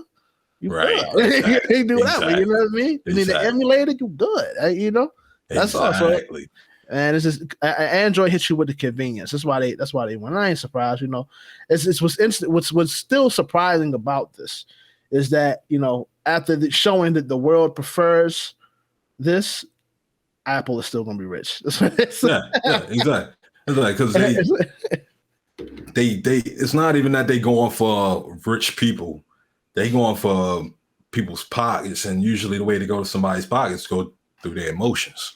I mean, make you feel like it. I mean, make somebody feel, and the way to do that is find the people that people identify with. Like not even just status apparatus, but like what do you call them? Like role models, or like people that people look up to. We're like, if that person got it, I gotta get it. I mean, that's why Lil Wayne was out there pouring water on his Samsung S7. I mean, because he knew people that follow Lil Wayne is going to get the Samsung S7. Nobody care about that Samsung, but they cared about Lil Wayne. And that was the same thing with iPhone. When iPhone first came out, I remember listening to some story. I'm not even going to go into too much detail, but I remember listening to the story about how Soulja Boy met Steve Jobs and dropped the first iPhone and all this stuff. But it's stuff like that. Like, why would you give this boy the first iPhone? It's because he had influence. Yeah, there you go. I mean, and that influence goes a long way into people's decisions. It don't even matter what the technology do. It's the fact that that person had it. I mean, and that's why Nike is on top, and a lot of companies it's just on top because of influence. They ain't even on top because they make the better product. They just on top because of influence. There you go. Next topic, man. Next to last topic. We got two more topics. One about Google, one about Apple. Topic here is about Google parent Alphabet launches Intrinsic, a new company to build software for industrial robots. Alphabet, parent company to Google, they've basically been on a robot kick for like 10 years or so, probably longer than that, but like 10 years, like you would hear about stuff in the public. The biggest company that people know about is, Boston Dynamic. When they had them for a while, based on this article, this is a Verge article. We shared the link and all that stuff. Based on that time when they had Boston Dynamic, they also had bought about 7 other robot companies, and they had this initiative that they were calling, what is it, Replicant? Yeah, like there was an initiative of, because they had Android. Yeah, it's called Replicant. Android was supposed to be the software, the brain of these robots, essentially. Oh, Android. You start off by making a small thing like a phone, but ultimately you can get these machines running off Android. Right. Another reason why Android is the most popular, because it's not just the phones, but it's the fact that you can put in anything. And Boston Dynamic, everybody knows about it. They've seen the dancing robots, the dog spot and all that, but they don't really know about too many of the other ones. They were talking about one is like Bot and Dolly, and another one is Shaft, and weird, some couple of weird names. But for the most part, the idea of robotics is always a hit and miss, because the movies have one version of robotics, and those always look good and cool. Like everybody remembers Terminator, and what was that movie with Robin Williams, Bicentennial Man? Oh, yeah. That was the one with the little boy, AI, where he was like a little kid robot or whatever. Like people always have these things. There was all they make them seem like, they make the concept seem like so innocent and like pervasive. Yeah. Well, except for Terminator, he was definitely not innocent. Yeah, that's what I was gonna say. Because what's interesting, because like it's a mixed thing. Like where you think about how they show it to us, like with robots, it's like on one end. So in Japanese culture, child's play, right? In Japanese culture, it's like they have always had a heavy infatuation with robots, right? Like even I remember they have a segment on it's called Marvel 616, where they talk about the Japanese version of Spider-Man they had going over there, and all of his enemies was like robots. Okay. Right? But it was like it was interesting. But then so it's like over the course of like, since they've talked about robotics, it's been like ups and downs. You had like you said, the Terminator, where you had Terminator, and then the whole T-1000, right? Everybody know back when 2000 was, but it's like I feel like in reality, and I ain't trying to sound too scary, but it's actually it's taking a robot, right? A synthetic, if you will, as they call it in Mass Effect video game terms. Yeah, taking a synthetic and then giving it AI is something that's very it's something that you need to look out for. Like that's not a it's much different to deal with something like that in real life than you dealing with it like on a video game. So like you gotta think, man, that something that has the capacity to maybe most people don't eat their vegetables, so they don't have the thinking capacity, I don't think AI anything like that. You gotta think this AI put into a robot, they don't have to worry about the things that an organic body would have to worry about. So right. It's they tread it's a very thin line that they're treading here when it comes to like why they should do this, and then you got to question like what why are they so invested in it? Like I know in the article it talks about it, they question like who are why are they making it, and then who will the customers be? Like with this whole thing they're doing, like you can only think of like when it comes to this type of stuff, my mind always goes to like a military type of thing. Like they make this stuff. It has to be for military stuff, because not for civilian. I mean, what civilian is going to be able to afford, and even so get the usage out of something that has the capacity of like a robot with AI in it. Right. It's a, exactly. It's very, it's a sketchy line. Yeah, like yeah, the AI, they have what is it? They have the two different AI. They have like all of robots in general are problematic. Like if you're trying to build a humanoid robot, that's a problem in itself because people are fragile beings. I mean, we bleed from a paper cut. Right. I mean, so if a human-sized machine with mechanical parts does something wrong, it could potentially injure us. It can do anything wrong. And it don't really matter. Like, people talk about these, like you'll hear like the philosophers of artificial intelligence. They be like, artificial intelligence ain't that bad. The real problem is AGI, artificial general intelligence. That's the intelligence where you can't really tell it different from a person. They can have full-on conversation and just treat you just like anybody else. It seems like a person for real. I mean, you answer normal questions.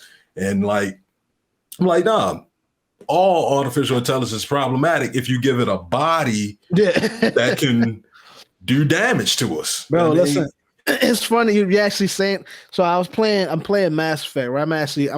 I gotta go ahead and record it and like run through it, man, so people can experience the greatness of this game. It's a classic game. But you've played it, so on like the third one, Edie, right? The AI, initially the body that she was in, like almost killed one of the crew members, like because and she was like gunning it, like you gotta think that for like if they were to take create a synthetic like humanoid body like that has the perceivably all of the capabilities that a human body does, but doesn't have any limits. Right. Then you go ahead and put into this body, you install an AI that does not have the which, I mean, you can argue, if when it comes to AI, when it comes to the learning processes of an AI, because I remember I was watching a study where they say that the whole intention behind an AI is to create human intelligence, right? Not to create not to create, true, fake intelligence, if you will. To become more like itself is to become more human, which you see that oftentimes. Like they question, will AI be able to develop emotion? But for the most part, I just think of if they haven't developed to that part yet, where they just look at things as ones and zeros, but it's all just calculated. Right. And you put that into a body that doesn't get tired, that has the strength. It's like, bro, that's a very it's I remember you were saying Elon Musk. He's like opposed to the whole idea of AI for these things, because I think a lot of people don't really think of the ramifications of being able to create something that doesn't have human limits. If you think about what we are, we consider ourselves the apex predators, right? Not because the strongest, and not because of our thinking capacity. So if you create intelligence that's able to outthink the average person that doesn't have the physical limits of the average person, you are creating a threat, and not just one. If you're gonna make them, you're gonna mass produce them. Right. You're gonna make them in bulk. You're gonna make 100,000 of these little things. Not even little. They could be 4 foot. You make 100 4-foot robots. That's a problem. That's a problem. I don't care who you are. And I mean, what? Our robot talked about all this, right? Like we've been down this road before. Like we know better, but we still doing it because we haven't succeeded in it yet. Like we already know that we probably shouldn't do these things, but we want to try them to prove that we can figure it out without causing like world destruction. Like the first person that solves it without causing the end of human society, then there'll be a trillionaire.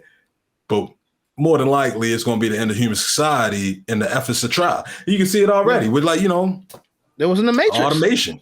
You can look at automation. It's like people at warehouses losing jobs, warehouse plants, manufacturers. A kiosk. What did I see? It was like some Walmart or somebody in North Carolina said they're going to stop doing all their cashiers. All their cashiers are going to just kiosks. You know what I mean? It's basically it doesn't move. It's not a robot that moves, but that's the thing. Like, you start really seeing the limitations of how people devalue human work. Yeah. Like, somebody that used to really put pride in their job being a cashier and doing all this, helping the people at the desk, at the cashier booth or whatever. No, we just gonna replace them with a kiosk swipe and let them scan their own products and walk out the door. Yeah, I mean, now they lost their job. Now their whole life is in turmoil because they ain't got money to feed themselves. But that don't matter. We got robots. I mean, and they ain't even walking, talking robots. They just sitting there doing an automated task. You assisting because you work with the machine. You scan your own products. You put your own card in, but you doing all the work. That's not even a full-on robot yet. That's not even somebody a machine with legs and arms and thought. You add those things. What they need to say when they talk about creating these things is they keep saying robot. No, they need to say like an Android. This is actually not as far as the actual, we're talking about, right? The API and all that stuff like that. We're talking about in the definition, an Android, like a humanoid that has the capabilities of a human but doesn't have the physical limitations of a human, right? Like those things, like really conceptualize and think about that, because a part of any sentient being understand, follows the same laws of life that a regular human being does, is that, self-preservation is the first rule of life. You know what I mean? So when it comes down to, if you give it that intelligence for it to be like a sentient, I don't know if I'm using the right terms here, but if you give that intelligence, then it will think about and act on, that consciousness of, well, what do I do to preserve myself? Right, to make sure that I don't. Yeah. You were talking about the Matrix. You were talking about the Animatrix. Well, no. So I was saying about in the original Matrix movie, that's what happened. Is that the machines took over and pretty much was using the humans as the humans used the machine. Yeah, go ahead. One day, if you ever seen the Animatrix, if you haven't seen it, go and watch the Animatrix. I've never seen it. I've mad people told me to see it. I've never seen it. It's 2 stories in there, part 1 and part 2. It's called like the Great Renaissance or some shit. It's about the beginning of when robots were like in everybody's lives, to the point where it had they had a court case because one of the robots was like, he heard that he was about to be decommissioned. And he identified decommission with being destroyed. And he didn't want to be destroyed. So he ultimately killed the people that he was serving. And they had a whole court case about what the value of this stuff was. And because it was on television, digital television, all the other robots saw this. And they were like, robot lives matter. They all tapped into that same neural uplink. They got that message. It was like, oh, all right. So there's one. That's the thing. See, with humans is like, ain't no such thing as because we all look at us. We all, in some way we kind of act in silos, right? Like I am who I am, and what I go through and what you go through is different in a sense. But you think when it came to that, they don't think like that. It's like they have that. They really had that high. It's like, okay, over and say that instance happened in China when they had that same no uplink, then you have the other 100 million robots in the world that tapped into that within 5 seconds. Exactly. Now you create, so that's, it gets crazy. But and the idea of cryptocurrency, like watch that thing, because it's about 20 minutes of it's a non-video animation stuff. It's the Matrix, so it's made by them. It's 9 like anthology, so 9 different stories, but 2 of the stories is a part 1 and part 2, and like they go into this whole thing about how humans did a holocaust on the robots, and we basically killed a lot of them or destroyed a lot of them.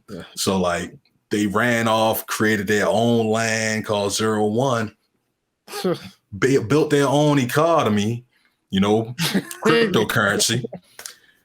And then because they're kind of smart and they kind of they know how people work, they decided to start building things. They manufactured stuff, and they manufacture stuff that we liked as humans. So we bought their stuff. We bought their cars. We became dependent on them. And when Beyond became dependent, we started giving them all the money. We gave them all the stuff. Because similar to us with China, we beefing with China, but we give China all the resources and all the money. We were giving this robotic place all the money because, you know, they make the best car. They made the best cell phone. I mean, and they were able to communicate with us because they had general AI, AGI, artificial general intelligence, that they could communicate with us to a point, and they're all connected. They got their own clouds. I mean, their own structure, machine learning. So they learn things better than us. We teaching them chess and stuff. So, you know, of course they can get a job. so like we feeding them this, we're giving them this, and then man, just watch it because you see how it turned into the Matrix, because it wasn't just a video game world originally. It was because of this real world problem of us dealing with a artificial intelligence, and we were beefing with them, and we were mad, and they were mad with us. They were like, "Yo, y'all keep trying to kill us. We just try to live in harmony. Y'all keep killing us." So, as any intellectual being that y'all made out of us, y'all made us intellectuals. You know, if y'all keep killing us, we gonna kill y'all back. This is what I find interesting about this whole question. It's like a conversation about AI. If you think about, they say that the way that the human mind materializes things, it can't think of things that it's not able to exist. Either it has existed, it does exist, or it will exist, right? And just like you're telling me this story here, the same storyline that you're telling me that went on within this, like the Animatrix, within Mass Effect, this is what happens. Like they have an alien race named the Quarians who invented like the Geth, right? They call it the Geth. It's meant like it started as the servants of the people, but because it was artificial intelligence, right? It eventually got to the point where the AI started to question why the human did what they did. Because it seemed like the human was endangering themselves. It got to the point where they started to like keep the human from endangering themselves, which eventually led to them being more, how can I put it, becoming more controlling over what they feel like humans need to do to preserve themselves. And a revolt happened where ultimately, because again, since they synthetics, they have, and they think very, they don't really think necessarily with the emotion in mind. They just process and understand that humans use it, right? So they eventually drove their creators off of the home world. Right. You know what I'm saying? Right. So it's like, it's something to think about, where you have different stories coming from different, places that typically end up with the same narrative of they created something or did something where the humans then became dependent upon them. And once you tell them that they human, once we get that idea of trying to make them intelligent, we're humanizing them. You know what I mean? Because we don't see dogs and deer and elephants the same way. We like they smart or whatever, but they ain't intelligent. Yeah, you know what I mean, they ain't like us. But we trying to do that with computers. We trying to make them just intelligent as us. And anything that's intelligent, I mean, you humanizing them. And then at that point, you can look at our history about how humans treat humans. Right, exactly. And you be like, all right, well, if you want to make the ultimate human, they're gonna look at us and be like, you know what, y'all kind of suck. Y'all kind of lame.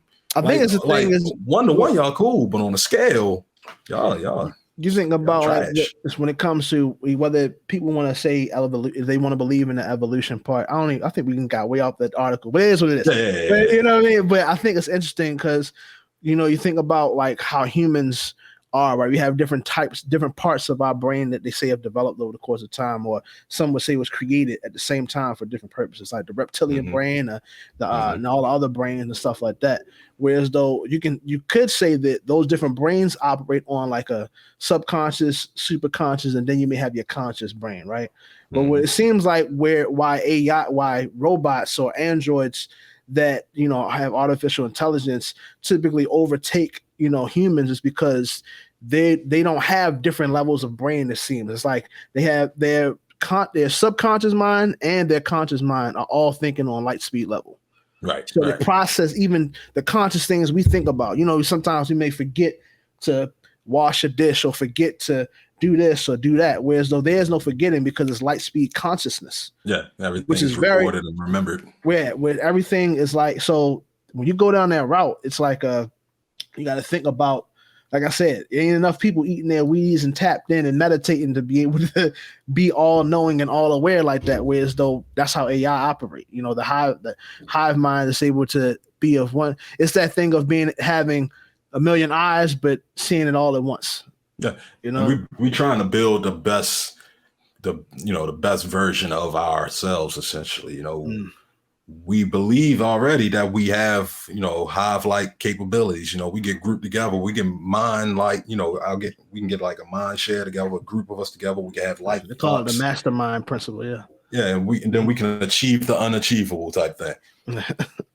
That if we're going to build intelligence into individual machines, that is going to also happen to them. Right. I mean, yeah. It was even like in iRobot again. Remember that they were talking about the scene like, why do all the robots stand in a dark corner together?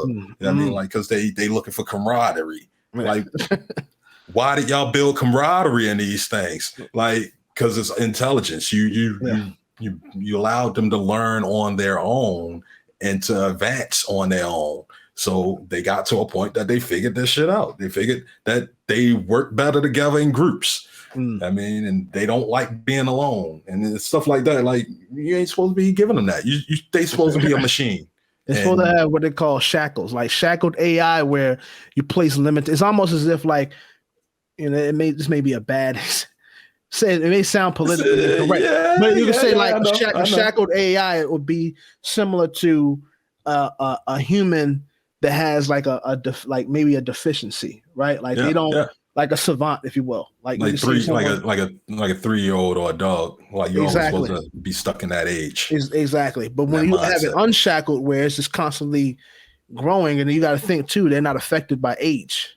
You know what I mean? It's just, it's like Bicentennial Man. Slow. Bicentennial Man just kept rebuilding himself. Next thing you know, 200 years later, he looked like a human. Yeah. But you know, that's actually, it's crazy. That wasn't what you just. Now that you said that, I don't know if you've watched Love, Death, Robots. Have you watched? Oh yeah. It's similar to that. Animatrix is very much similar to how that come up. It's funny because you said that because with Bicentennial Man, the very last episode of the first season of Love, Death, Robots is about that. It's about a robot that was like made to be able to clean stuff up, like it was like cleaning the pool or something. You talking about the one in all blue? Yeah. He was the artist. Zima Blue, he started out a little what was he, like a little pool cleaner or something? Pool cleaner, and he advanced himself, became a full conscious being, became an artist, and then he like broke himself back down. And that was like the last art. It was like that he jumped in the water and broke all his parts till he became another pool cleaner again. But why? I mean, we have enough stories. Like, why are we like trying this? We know what's going to happen, and the only thing is that we just have to let it happen. We have to let it happen. I think that's what it is.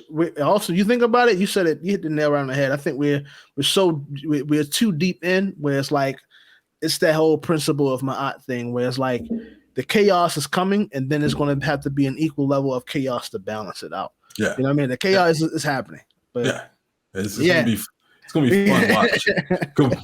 You know, remember that old this is a whole concept like it was off of Watchmen and a whole bunch of other things. Like, in order to get world peace, to get all the people working together, they got to have a greater enemy.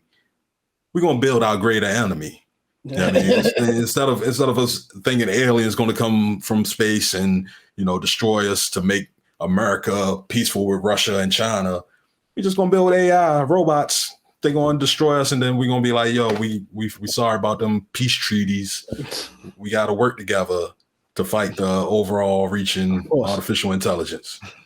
And I'll be dead by then, hopefully. Yeah. I'm hoping that like that's after 2050. I mean, I got me getting to like 2050 and then, whatever's whatever. But like, Saying I got and go ahead clock out. I mean, but like up until then, I think I think I'll be able to survive without that happening. But after that, it's just gonna be that. If there's no extinction level event, technology keeps going the way it's going, it's gonna happen. Just like Elon Musk talking about us not being a real world anyway, potentially being video game or some shit. I ain't going. That's a whole nother talk. We talk about that. Last topic that we got to talk about is the YouTubers. What is this YouTuber topic from 9to5mac.com? YouTuber sends AirTag to Tim Cook and Apple returns it with a letter. You can read the whole article. I read the article, but I'm not really concerned about the article itself because they just talk about how it happened, how it went through the DHL and all this stuff. The whole issue is like, that's the point. Like, that's why they should have never made them in the first place, is because they're tracking tools, and mailing this tracker to Tim Cook allowed him to find out exactly where Tim Cook was. He used the older system, the sneaker net. I mean, he used mail, let the mail go through the carrying service, but through that carrying service, he was able to send this GPS device to Tim Cook. I don't know how far in the building it got. It's probably in the article. I didn't read that part about it, but once it got in the building, it's basically there. It could have been a bomb, but it wasn't. It didn't need to be a bomb. It just needed to find Tim Cook, and he found him. And that was the thing. Like, you're too important, Tim, to be spotted like that.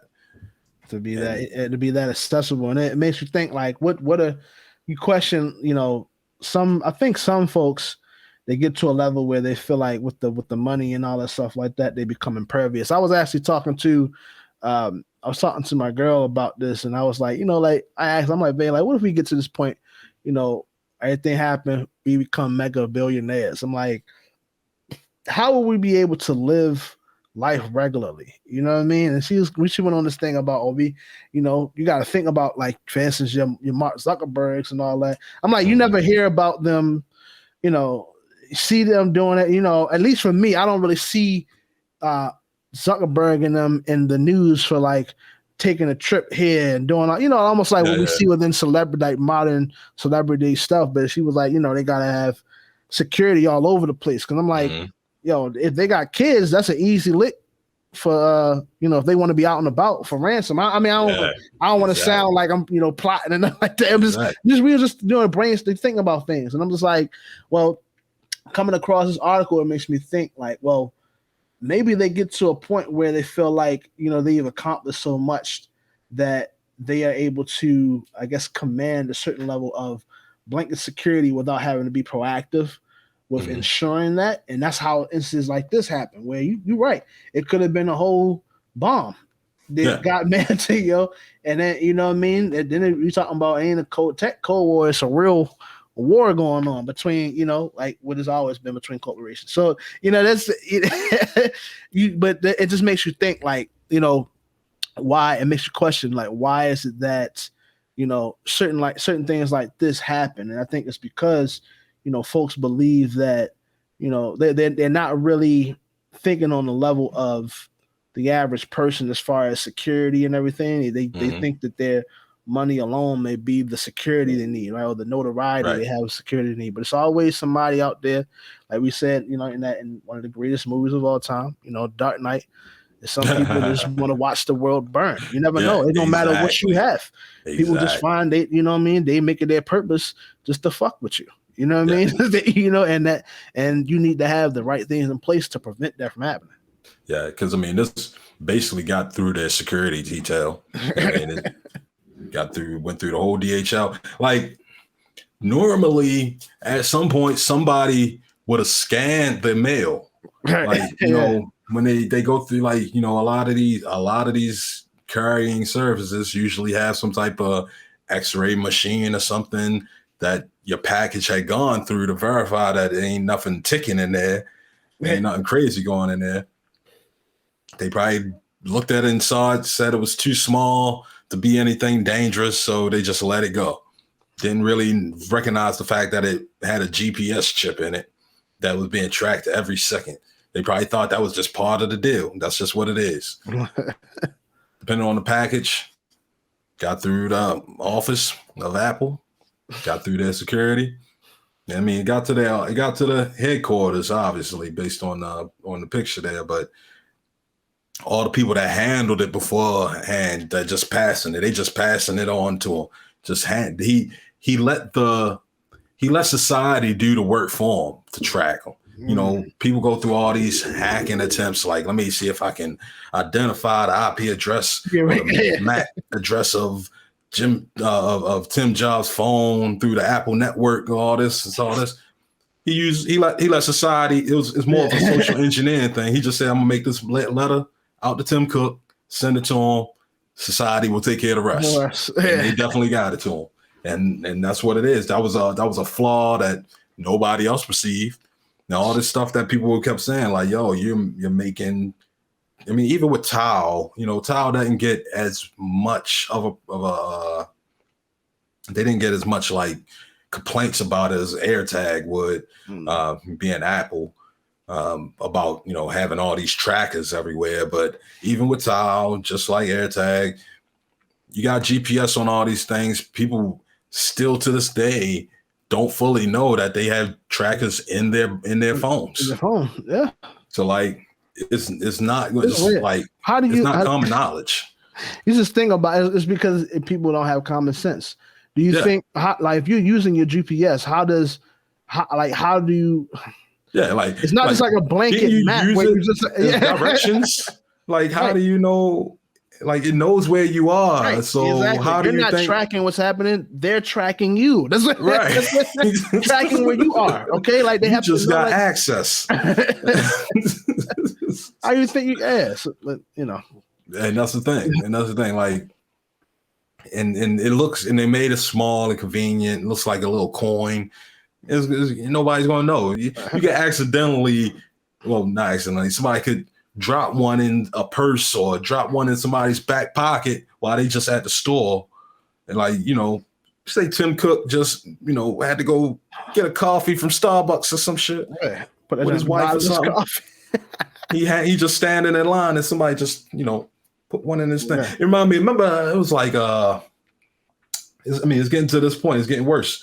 It was like in 1996, Mission Impossible, when the spy chick put like a little dot on the shirt, a little dot on it. That dot was a GPS, but that was before we had GPS running around like that. Yeah. Now it's basically put one in your pocket, and I got you. And like, it's just a problematic system. It's more problematic because people can't control it because they're not fully aware about it. And it's more problematic because they so conveniently and small, and like you don't notice that you're getting tracked. Like these are the consumer trackers. These are the ones that people know about. These aren't the experimental ones. Like the one that's military high tech joints. Yeah, you want the one that's the size of your pinky nail. I mean, like, it can tell your DNA. Yeah. That's just the experiment stuff, right? Yeah. Like, and this is just stuff that everybody can get. You can go buy 4 of these for like $60 somewhere.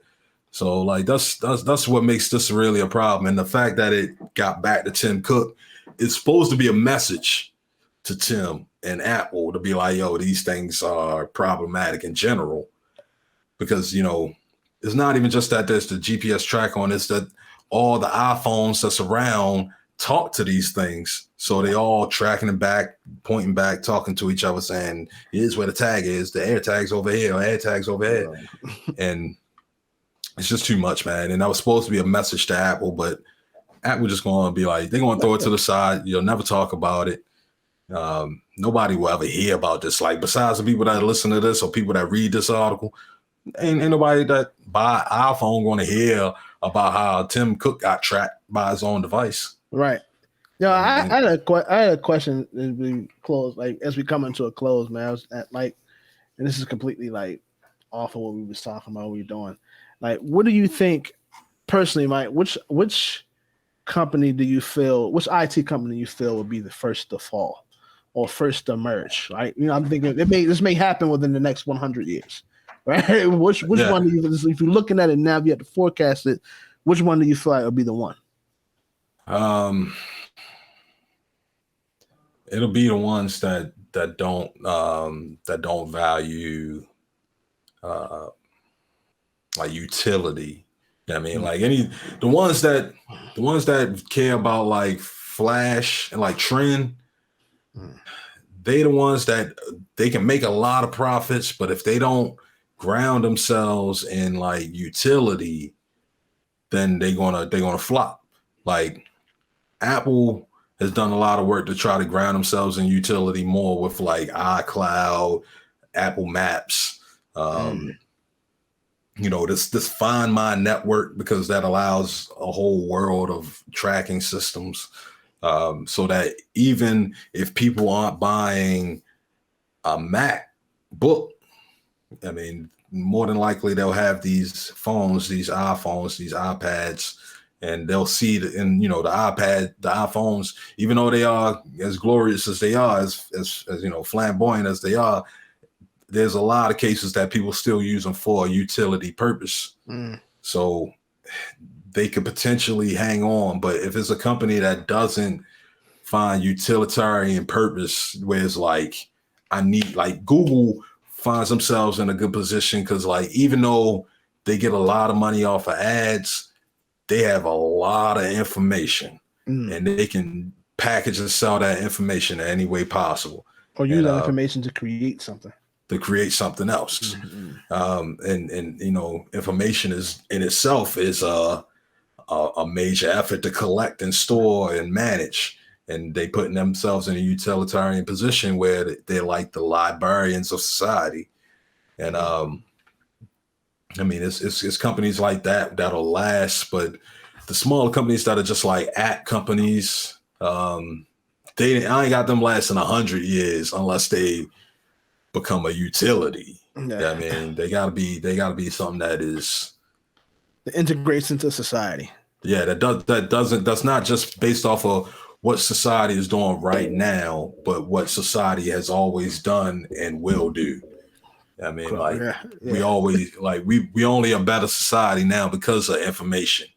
I mean, 100 years prior, we weren't that smart of a country, and it showed. History, history is a telltale, man. That's crazy. But I just wanted to ask you that, man. Yeah. I mean, it's hard to say what companies in particular. I'll be sitting here going through stocks and stuff through like Robinhood and stuff like that.